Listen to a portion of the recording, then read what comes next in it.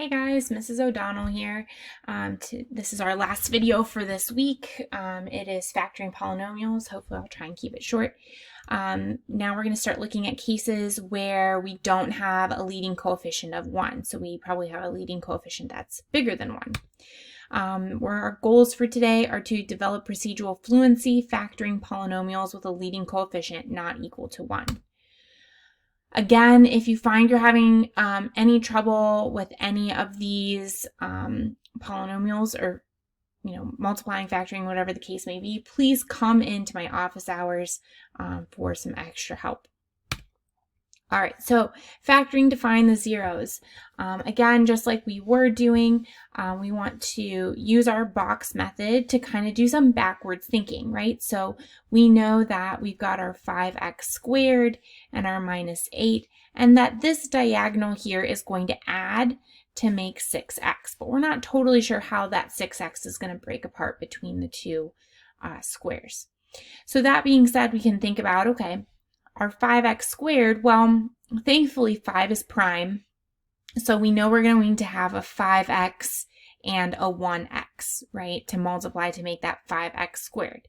Well, next we want to think about all of the numbers that can multiply to make negative 8, right? So we know that 1 times negative 8 or negative 1 times positive 8, we could have 2 times negative 4 or negative 2 times positive 4.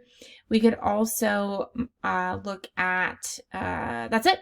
Those are all of our factors of negative 8. So next we want to try and figure out which one of those factor pairs do we think is going to end up giving us that 6x. The problem here is that we've got this coefficient of 5 that's going to kind of throw a wrench in things. There's a couple things you could do here. Probably one of the fastest ways to get through this kind of problem is with a little bit of guess and check and some number sense, right? So we could just try, like, maybe I have a 2 and a negative 4. Well, 2 times 5x, that's going to give me 10x, and 1x times that negative 4, oh my gosh, I guessed it right on the very first one. That's going to give me negative 4x. Negative 4x plus 10x is going to give me that 6x that I wanted. So I really just got lucky. I must, sometimes intuitively you guys know more than you realize.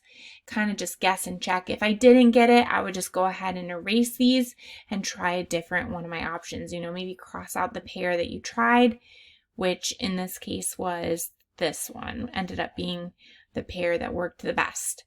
All right, so our actual answer here is 5x minus 4 and 1x plus 2.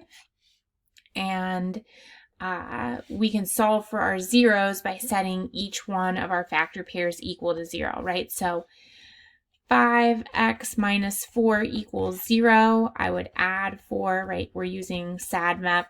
Add 4 to both sides, so I have 5x equals 4. Divide both sides of that equal sign by 5. 5 divided by 5 leaves me with 1x equals 4/5. I could do the same thing over here. X plus 2 equals 0. Subtract 2 from both sides of my equal sign, so x equals negative 2. And that would tell me my roots or zeros of my problem. Okay, my roots, my zeros, my solutions. Okay, so now we're going to factor the polynomial negative 4x squared plus 19x plus 5. And again, same thing that we did before. I'm going to fill in my negative 4x squared. I'm going to fill in my 5. And I know my diagonal here is going to add to make 19x. I just don't exactly know how it's going to break down just yet. Now, the thing that is a little tricky here. So this 5 is really nice because it's a prime number. Prime numbers are easy to factor because there's only one option, right? 1 and 5 are our only numbers that multiply to make 5. Negative 4x squared, on the other hand, is a little trickier. We know we're going to have an x, but we're not quite sure how that 4 is going to break down. We could either have a 1 and a 4, or we could have a 2 and a 2. And and we're not really sure where that negative is going to go. So this is where we're going to start trying some stuff. Okay, so I'm just going to hop in and try with my 1 and my 4 first.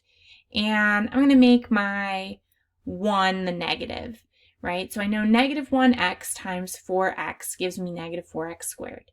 Then I know negative 1x times 5, well, that's going to give me negative 5x.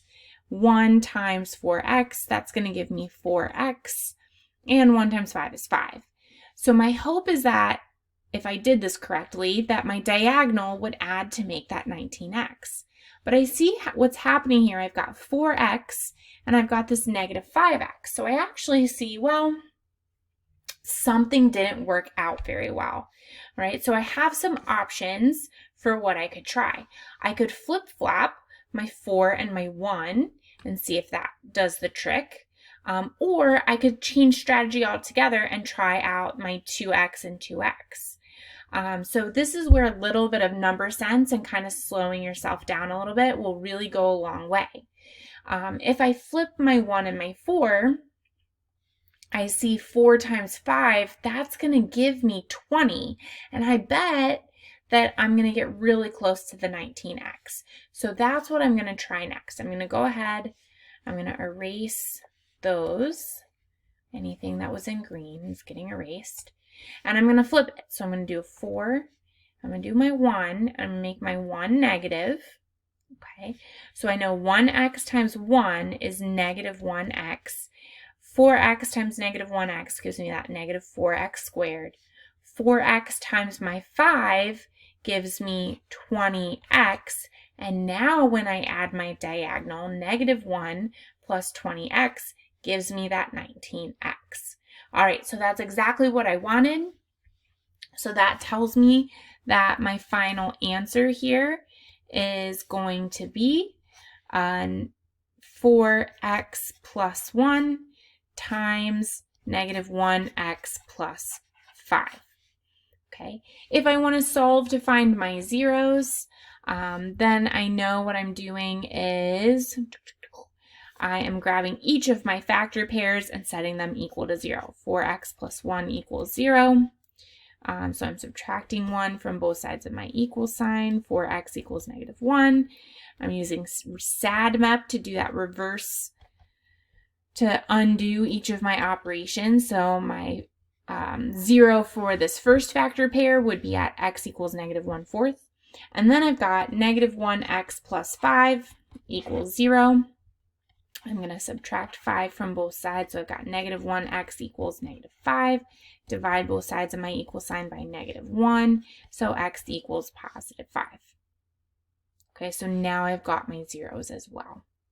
Okay, so I've got my factored form, and I've also got my solutions, or my zeros. All right, so let's try one more. So let's see here. I've got 10x squared minus 31x plus 15. And so I'm just filling in my area model here. Next, I want to go through and I want to think. So my 10x squared is going to be a pain because 10 is a composite number, and my 15 is also a composite number, which means that I have a lot of numbers that I'm going to have to check, right? So my factors of 10, I've got 1 and 10, or 2 and 5. And then my factors of 15, I've got 1 and 15, or 3 and 5. All right, so I've got a lot of different combinations here. But I've also got this negative 31 in the middle. So that's another pain in my butt, because now what that's telling me is that somewhere else in here I'm going to have some negatives. So that means I'm either going to have negative 1 and negative 10, negative 2 and negative 5, or negative 1, negative 15, negative 3, negative 5. There's going to be some negatives in part of my answer. Okay, so again, a little guess and check. Sometimes it's just a matter of picking something and running with it, even if it fails, because it's a starting point, right? And sometimes starting is the hardest part. Okay, so I'm just going to pick 1x and 10x and 1 and 15, right? I just picked the very first factors that I had available to me. So 1x times 15, that would give me 15x.